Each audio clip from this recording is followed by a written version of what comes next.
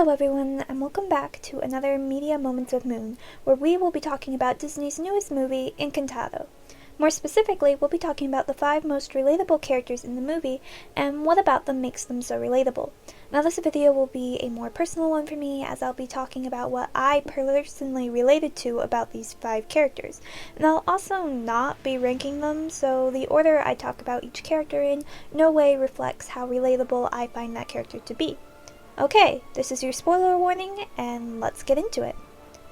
I feel it's only right to start off this video talking about the main character, Mirabel, as what makes her relatable also happens to be the entire theme of the movie, and that is that she feels like she's destined to do great things, but they're impossible for her because she feels like she lacks an ability that is required to do such things. In other words, she feels under-equipped to do the things she desires to do in life, and who doesn't relate to that at some point in their life? This feeling is then strengthened by those surrounding her, reminding her of how underprepared she is. It seems only her parents continue to believe Mirabel is capable of special things when she doesn't get her door, and that can be crushing on a person. There are few things worse than having big dreams but being unable to reach them due to limitations you have no control over, and also due to the lack of support from those closest to you. I am in a stage in my life where I'm really struggling with this very thing. I got these big dreams of playing a part in discovering and teaching people about the Earth's past, but I seem unable to work towards those dreams due to no one being willing to give me the chance. I'm working a job I don't want because the job I do want is out of reach. Thankfully, I'm able to take steps towards my goal despite barriers in my way, and it's the same for Mirabel. Despite not having a gift, she takes it upon herself to save her family, and succeeds due to her own abilities to communicate and understand those around her.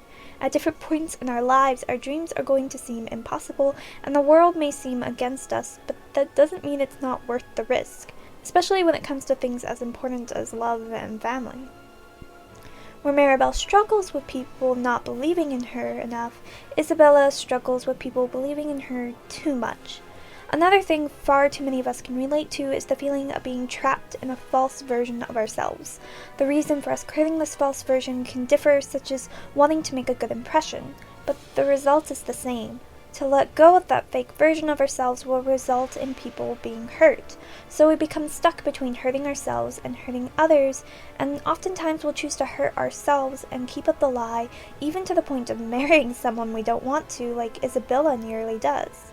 There is no pleasant solution to something like this, no fix-all.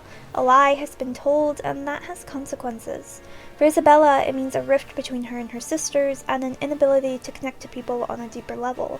By the end of the movie, Isabella has made a start in being more intimate with her family, and in time, hopefully, she'll be able to do so with those in her community, and find a confidence in being herself instead of living a lie. Lucia's relatability has a similar source to Isabella's in that it stems from people expecting too much of her, but instead of Lucia being unable to be herself, she finds herself unable to just be herself. People expect a lot from her, and she's determined to meet those expectations at the cost of just letting herself exist and enjoy the moment. To simplify, Lucia has an extreme work addiction many can relate with, including myself. I find myself wanting to put everything into everything I do. Work, family, friends, YouTube, etc. And while that desire isn't inherently bad, it leads to me feeling burnt out and tired of it all. And then when I do fail, it's crushing, more so than it should be. I forget to do something at work and suddenly my entire day is ruined, and it shouldn't be that way. We should be able to separate ourselves from what we do, because there's more to our identity than just our job title. Lucia is only beginning her journey of discovering herself outside her strength and learning to release some of the weight, ask for help, and like Isabella, open up to more people. We then move on to Bruno, who represents the relatable feeling of being a disappointment. Sometimes our gifts can feel more like a curse as we struggle to use them for good, often hurting people in the process. It's a different type of pain when you hurt someone when you are only trying to help. My sense of humor and tendency of extreme sarcasm, I often hurt a friend when my intention was to make them laugh. The worst of this being when I made my mom laugh after my brother has having a suicidal episode, and that led to him coming back and just everything going really badly and poorly. I've made people angry when all I wanted to do was brighten their day or brighten someone else's day. When this happens, I feel useless, like I'm broken. I want to hide like Bruno does. This feeling is especially tricky because what happens is both completely your fault and at the same time completely not. Your intentions were pure, meaning that feeling of guilt isn't something you should let stay or even should really exist. Still, something went wrong and you were a part of that, and it's important to learn from it and better yourself. But just because you did something bad doesn't make you a bad person. I will forever believe intention matters more than action does, and hopefully that's something Bruno will realize as time goes on. Lastly, I want to talk about the abuela of the family, Alma. Head of the family, Alma finds herself falling for a trap we can easily, and most of us probably have, found ourselves in. That is, focusing so much on the idea that we forget about the most important parts, the people. Alma is so focused on honoring her husband's sacrifice that she forgets what her husband sacrificed himself for. It was for his family and children, for the people of the town. It wasn't so people would view his family as above everyone, but to show how everyone is valued. Gifts are nice, and using those gifts for good is even better, but at the end of the day, it's about people and relationships. Alma becomes so focused on the idea of honor and respect that she pushes Bruno away and then refuses to talk about it.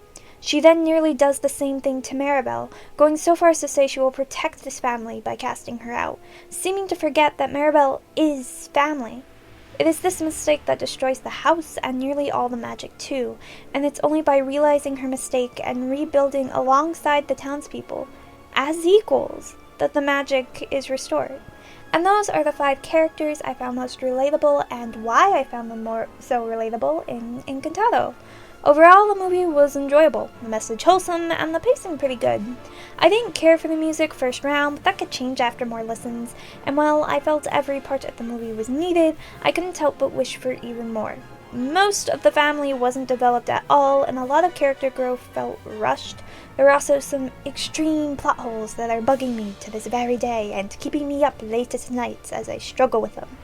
But overall, a good family movie. I was glad I got to take my little brother to watch. But that's all the time I have for today. I hope you have a beautiful and blessed day, and I'll talk to you again soon. Bye!